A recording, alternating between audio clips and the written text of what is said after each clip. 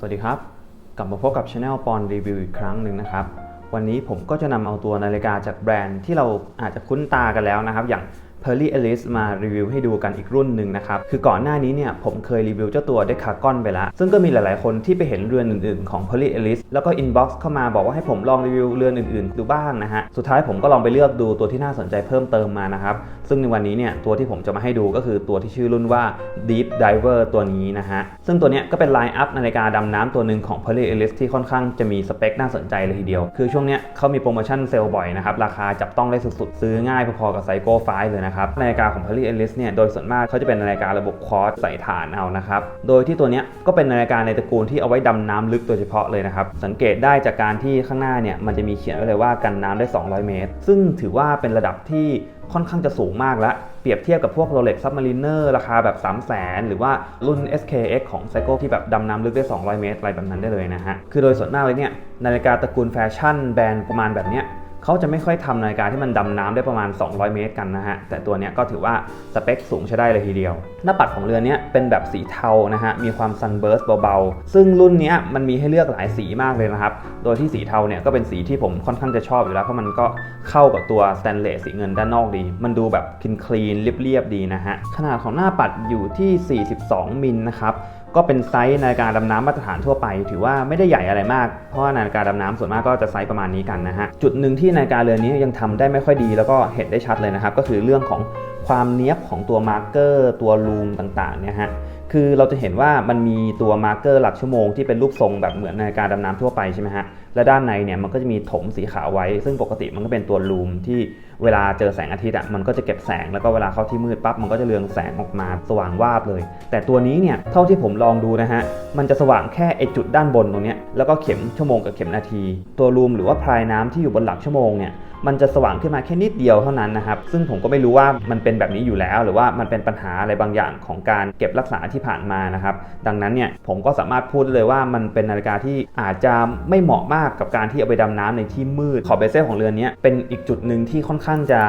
ะมีปัญหานิดหน่อยนะฮะคือมันมีความแข็งมากๆคือมันแข็งแบบเวลาจะหมุนทีนึงเนี่ยมันเจ็บนิ้วเลยนะฮะอย่างนิ้วผมเนี่ยจะต้องออกแรงกดจะเป็นรอยแบบนี้เลยนะครับคือเวลาผมจะหมุนเนี่ยผมต้องใช้2มือแบบนี้เลย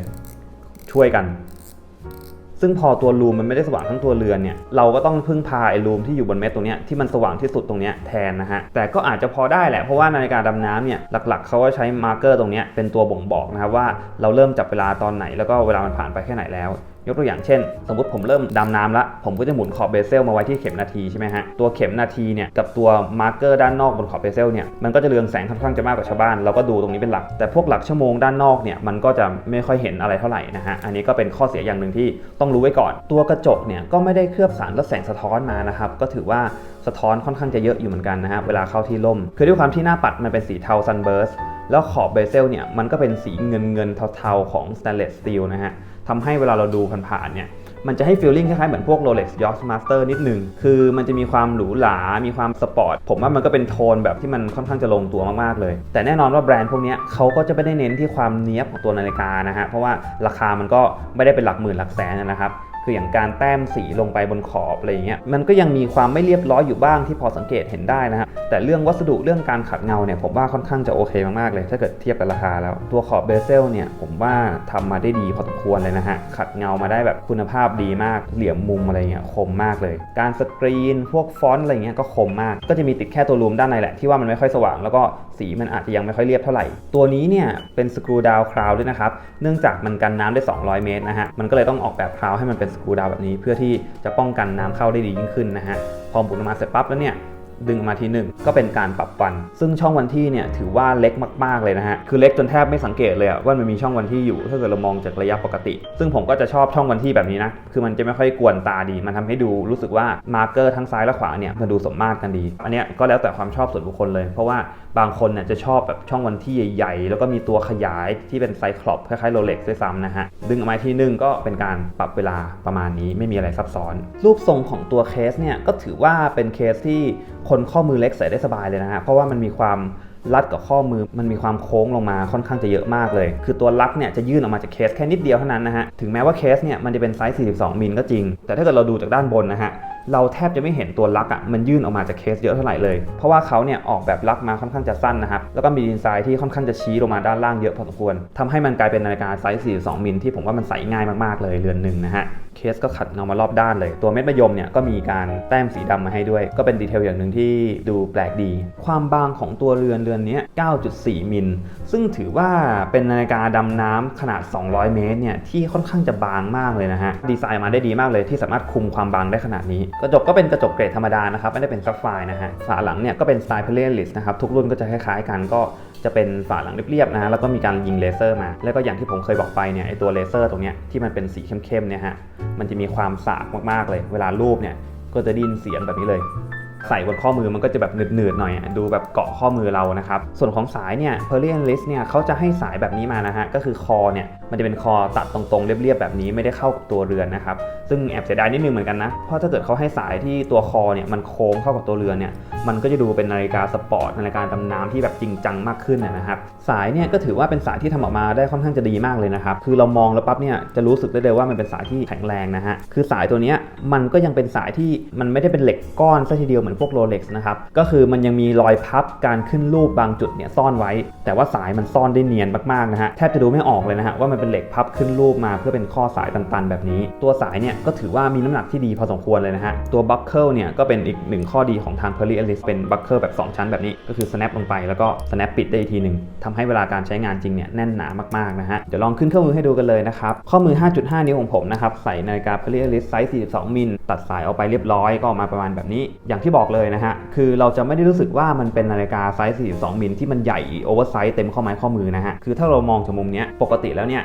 ข้อมือผมเนี่ยมันเล็กมากนาฬิกามันต้องใหญ่เกินโอเวอร์แบบปังมิดเลยนะฮะแต่อันเนี้ยมันยังพอเห็นว่าตัวลักของมันนะขาด้านบนกับด้านล่างเนี่ยมันยังไม่ได้ล้นข้อมือผมไปเท่าไหร่นะครับทำให้เรือนนี้มันเป็นเรือนที่คนที่ข้อมือเล็กเนี่ยจะสามารถใส่เรือนนี้ได้แบบออกมาดูดีมากๆแล้วก็ดูไม่เทอะทะนะครับถือว่าเป็นทรงของเคสที่เหมาะคนข้อมือเล็กสุดๆตัวน้ำหนักของนาฬิกาเนี่ยก็ไม่ได้หนักอะไรมากนะครับก็รู้สึกว่ามีความถ่วงแค่นิดหน่อยเท่านั้นนะฮะตัวน้ำหนักของเคสกับตัวสายเนี่ยก็บาลานซ์กันดีไม่รู้สึกว่าแบบมันโยกเยกไปมานะครับแบบเวลาเจอแสงสะท้อนด้านนอกอะไรอย่างเงี้ยก็อาจจะสะท้อนเยอะนิดนึงเจอมุมแสงเต็มๆอย่างเงี้ยมองแทบไม่เห็นเลยนะฮะ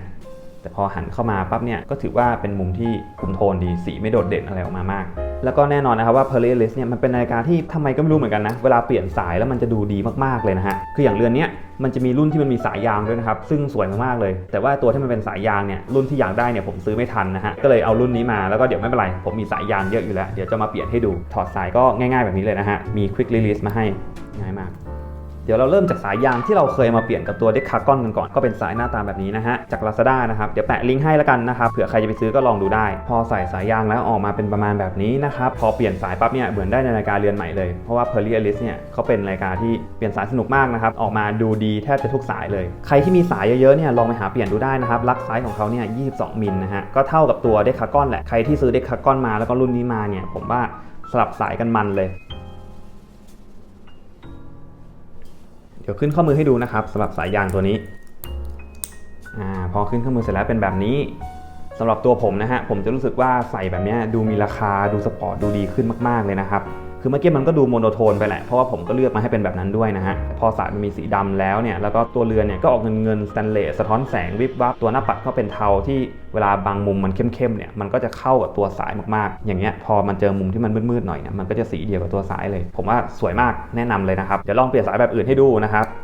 บอันต่อไปเนี่ยผมจะลองสายแบบมิลานิสก็คือเป็นสายแบบเหล็กถักแบบนี้มันเป็นสายที่แบบไม่ได้ตีแบรนด์นะฮะเป็นของไต้หวันซึ่งถ้าเกิดใครที่สนใจสายเนี่ยเดี๋ยวผมแปะลิงก์ให้เหมือนกันนะครับเดี๋ยวยังไงจะพยายามแปะลิงก์ให้ได้ทุกสายที่ใช้กับตัวนี้เลยนะฮะคือพอมันเป็นสายเหล็กแบบนี้มันก็จะเพิ่มความวินเทจเพิ่มความระยิบระยับประกายให้กับตัวเรือนมากขึ้นนะครับผมบอกก่อนเลยว่าผมยังไม่เคยเอาสายตัวนี้มาใช้กับเรือนนี้เลยครั้งนี้เรามาดูไปพร้อมกันเลยว่ามันจะออกมาแล้วเวิร์กไหมออกมาเป็นแบบนี้นะครับPerley Ellis กับสายแบบเหล็กถักจะได้อยู่ก็จะได้ฟีลแบบวินเทจนิดหน่อยใส่ขึ้นข้อมือให้ดูอันนี้ผมว่าลุคเปลี่ยนไปอีกแบบนึงเลยนะครับคือด้วยความที่คาแรคเตอร์ของสายเนี่ยมันออกไปทางวินเทจมีความระยิบระยับเหมือนเสื้อเกราะทหารในหนังสมัยก่อนนะฮะคือเขาจะเรียกลวดลายแบบนี้ว่าเป็นมิลานิสก็ทำให้นาฬิกามันดูไฮโซดูวินเทจมากขึ้นด้วยนะครับผมว่าอันนี้ก็สวยงามไม่แพ้กันเลยทีเดียวแล้วแต่ความชอบเลยนะครับ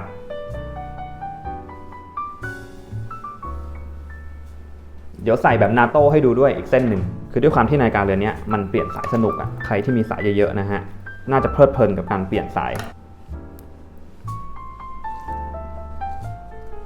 โหนี่ใช้ได้เลยนะเนี่ยคือพอเป็นสายนาโต้นะครับผมว่าดูแพงขึ้นอีกระดับหนึ่งเลยนะฮะคือสายนาโต้มันก็เป็นสายสีดำดูเรียบร้อยด้วยแหละแล้วก็พวกสแตนเลสสตีลอะไรเงี้ยมันก็เป็นการขัดด้านเข้ากับตัวเบเซลด้วยก็ดูดีมากเลยอันนี้ผมว่าผมชอบสุดเลยตั้งแต่ลองสายมาละเดี๋ยวลองใส่ขึ้นข้อมือให้ดูนะครับพอใส่แล้วเป็นประมาณแบบนี้นะครับ Perry Ellis บนสายนาโต้สีดำนะฮะก็ถือว่าสวยมากๆเลยผมว่าอันนี้มันดูแบบแคชชวลใส่ไปเที่ยวใส่ไปทำงานได้สบายๆนะฮะก็จะดูลุคสบายๆมากขึ้นไม่ได้ดูแบบสะท้อนแสงเยอะแยะเหมือนพวกสายเงินสายอะไรแบบนี้นะฮะหน้าปัดก็เงาเล่นแสงกันไปสวยมากๆลองไปหาซื้อสายมาเปลี่ยนกันได้นะครับแนะนำเลยสำหรับรุ่นนี้ก็น่าจะประมาณนี้นะครับสำหรับการรีวิว Perry Ellis Deep Diver นะฮะก็เป็นนาฬิกาดำน้ำเรือนหนึ่งที่มีจุดเด่นตรงที่มันดำน้ำได้200 เมตรในราคาที่ไม่ได้แพงมากเลยอย่างเรือนนี้ราคาเต็มจริงนะครับมัน 4,900 บาทแต่ว่าตอนที่ผมซื้อมามีโปรโมชั่นลด 50% นะครับก็เหลือที่ประมาณแบบ2,450คือเป็นราคาที่แบบถูกมากๆกับนาฬิกาดำน้ำ200 เมตรอาจจะต้องรีบซื้อกันนิดนึงนะครับเพราะว่าตอนที่ผมซื้อเนี่ยมันก็ใกล้จะหมดไปหลายเรือนละเป็นเรือนที่น่าสนใจแล้วก็ราคาดีสุดๆเลยนะครับจับต้องเป็นเจ้าของได้ง่ายเลยแล้วก็แนะนำไปหาสายมาเปลี่ยนด้วยนะฮะก็น่าจะประมาณนี้นะครับสำหรับการรีวิวเจ้าตัว Perry Ellis Deep Diver นะครับใครที่มีคำถามอะไรเกี่ยวกับเรือนนี้ก็สามารถคอมเมนต์กันมาได้เลยแล้วก็อย่าลืมกดไลค์กดแชร์กด Subscribe Channel เราด้วยนะครับอย่าลืมกดสั่นกระดิ่งรับ Notification ด้วยนะครับแล้วพบกันใหม่คลิปหน้าครับสวัสดีครับ